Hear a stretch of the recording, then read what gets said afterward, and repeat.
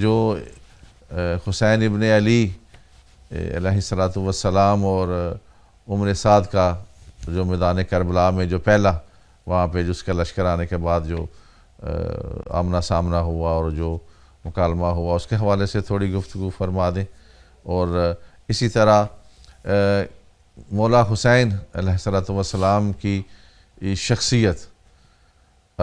جس طرح آپ نے گھر سے نکلتے ہوئے فرمایا کہ میں اپنے نانا کی امت کی اصلاح کے لیے گھر سے نکل رہا ہوں، تو جو لوگ یہ کہتے ہیں کہ یہ حق و باطل یا کوئی ایسی جنگ نہیں تھی بلکہ یہ ایک اقتدار کی جنگ تھی، تو تھوڑا سا اس پہ بھی، اور امام نے قیام کیوں کیا، اس پہ تھوڑی سی گفتگو فرما دیں۔ مولا علی علیہ السلام کو جب حکومت ملی ہے تو اس وقت جو ہے ہونا تو یہی چاہیے تھا کہ مولا علی علیہ السلام کو تسلیم کیا جاتا، اور جتنے بھی گورنر تھے اور جتنے بھی لوگ تھے اس وقت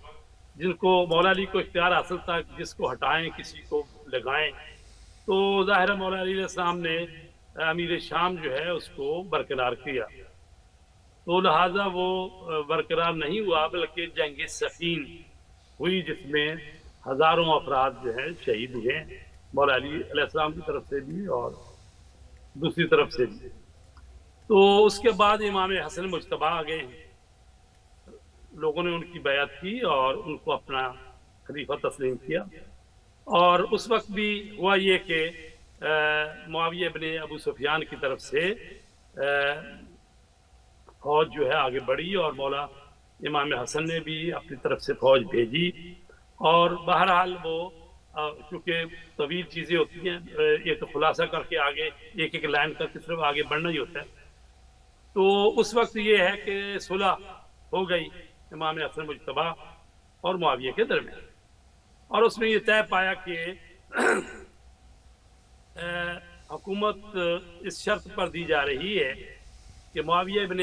ابو سفیان جو ہے وہ قرآن و سنت کے مطابق حکومت چلائے گا، اور دوسری شرط یہ تھی کہ اس کو یہ اختیار حاصل نہیں ہے کہ اپنے بعد کسی کو حکومت کے لیے نامزد کرے، ٹھیک ہے، اور تیسری شرط یہ تھی کہ مولا امیر المومنین کو اچھے الفاظ سے یاد کیا جائے گا، چونکہ مولا علی علیہ السلام پر سب و شتم شروع کر دیا تھا انہوں نے، اور یہ بھی اس میں شرط تھی، اور بھی بہت ساری شرطیں تھیں۔ بہرحال معاویہ جو ہے وہ تقریباً 20 سال کر کے حکومت 60 ہجری میں وہ دنیا سے چلا گیا، اور اس نے شرطوں پر عمل نہیں کیا، نہ قرآن سنت پر چلا ہے اور نہ ہی اس نے اس شرط کو مانا۔ حضرت امام حسن مجتبیٰ کو زہر دے کے شہید کروا دیا گیا، اور اب ہیں امام حسین علیہ السلام جو کہ وقت کے امام، اور وہ شرط بھی نہیں مانی گئی، اور اس نے یزید جیسے نالائق اور فاسق و فاجر اور زانی اور قاتل نفس محترمہ ایسے شخص کو نامزد کر دیا۔ تو اب امام حسین علیہ السلام سے ایسے شخص کے لیے بیعت کا مطالبہ کیا جا رہا ہے کہ آئیں اور اس کی بیعت کریں۔ جی تو امام حسین علیہ السلام نے فرمایا کہ جب یزید جیسا شخص مسلمانوں کا حکمران بن گیا ہے تو پھر سلام السلام، یعنی دین اسلام کو کیا کر دو، اذ قد بلیت الامت برائے مثل یزید وعلی الاسلام السلام۔ تو پھر آپ نے یہ کلمہ پڑھا، استرجعنا للہ و انا الیہ راجعون، تو یہ اسلام کی سب سے بڑی مصیبت، کیونکہ کلمہ استرجاع پڑھا جاتا ہے جب مصیبت ہو، تو یہ اتنی بڑی مصیبت ہے اسلام پر وارد ہوئی ہے یزید کی شکل میں۔ چونکہ یزید کیا کہہ رہا تھا، وہ کہتا تھا کہ لعبت ہاشم بالملک، کہ بنی ہاشم نے حکومت حاصل کرنے کے لیے ایک ڈھونگ رچایا تھا، لعبت ہاشم بالملک فلا خبر جاء ولا وحی نزل، نہ کو خبر آئی تھی نہ کو وحی آئی تھی. لست من خندفا لم انتقم من بنی احمد ما کان فعل.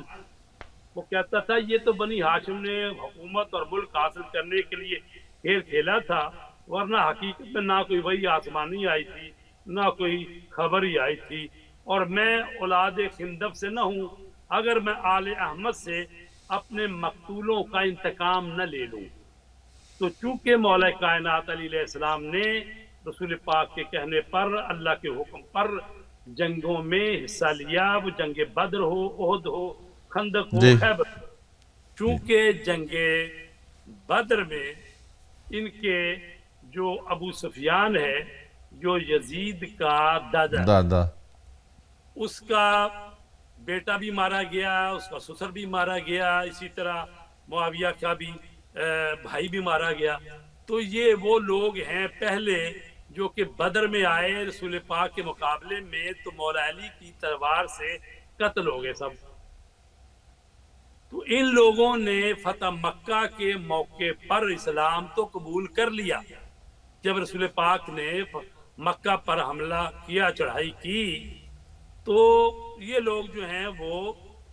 اس لیے کہ اب تو 10,000 کا لشکر ہے رسول پاک کے پاس، اب اگر ان کے سامنے مقابلہ کریں گے تو مارے جائیں گے. تو لہٰذا ابو سفیان نے سیاست سے کام لیا اور آ کر کلمہ پڑھ لیا. تو کلمہ تو انہوں نے پڑھ لیا لیکن اندر سے منافق تھے. تو یہی منافقین تھے جو اندر سے آل ابو سفیان، اور پھر بعد میں ابو سفیان جب تک رہا تو رسول کریم صلی اللہ علیہ وسلم سے لڑتا رہا، وہ بدر ہو، احد ہو، باقی جنگیں ہوں. اس کے بعد اس کا بیٹا ہے معاویہ، وہ بھی مسلمان ہو گیا بظاہر، لیکن جب مولا علی علیہ السلام کو حکومت ملی ہے اور وہ وقت کے امام تھے اور حکومت تھی ان کے پاس، تو اس وقت جنگ صفین اور باقی جنگیں کی اور نے ان کو تسلیم نہیں کیا. پھر امام حسن کے ساتھ بھی جنگ کرنے کی کوشش کی، تو امام حسن علیہ السلام نے اسلام کی بھلائی کے لیے کہ اصل اسلام بچنا چاہیے، حکومت یعنی ان کی منشا و طلب حکومت نہیں ہے، اصل اسلام ہے. تو امام حسین علیہ السلام جو وقت کے امام ہیں، انہوں نے دیکھا کہ اب یہ نوبت آ چکی ہے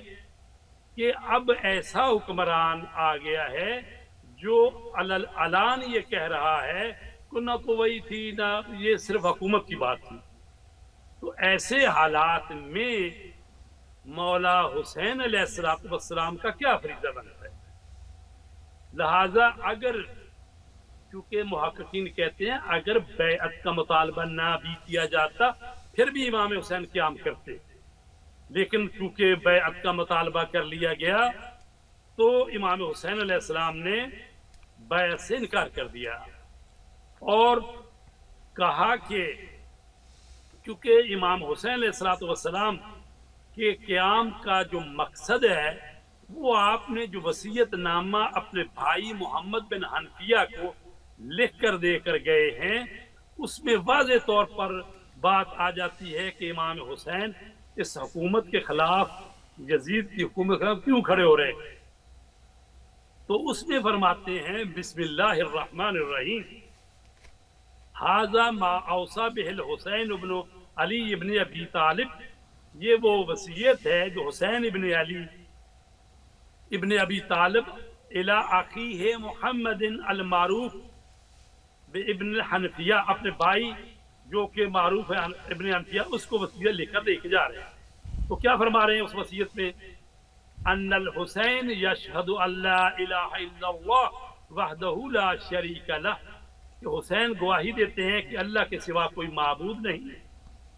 وہ وحدہ لا شریک ہے، وان محمدا عبدہ ورسولہ، محمد اللہ کے بندے ہیں، اس کے رسول ہیں، جاء بالحق من الحق، وہ حق کی طرف سے حق لے کر آئے، وان الجنۃ والنار حق، کا جنت بھی حق ہے، دوزخ بھی حق ہے، وان الساعۃ آتیۃ لا ریب فیہ، قیامت آنے والی اس میں کوئی شک نہیں. تو یہ اسلام کے جو بنیادی عقائد ہیں، اللہ کی وحدانیت، رسول کی رسالت، قیامت، اور اس پر سب پر امام حسین یہ گواہی ثبت کر رہے ہیں. پھر فرما رہے ہیں اب وہ قیام کا مقصد بیان کر رہے ہیں. فرماتے ہیں کہ وَأَنِّي لَمْ أَخْرُجْ عَشِرًا وَلَا بَطِرًا وَلَا مُفْسِدًا وَلَا ظَالِمًا. میں اس لیے قیام نہیں کر رہا.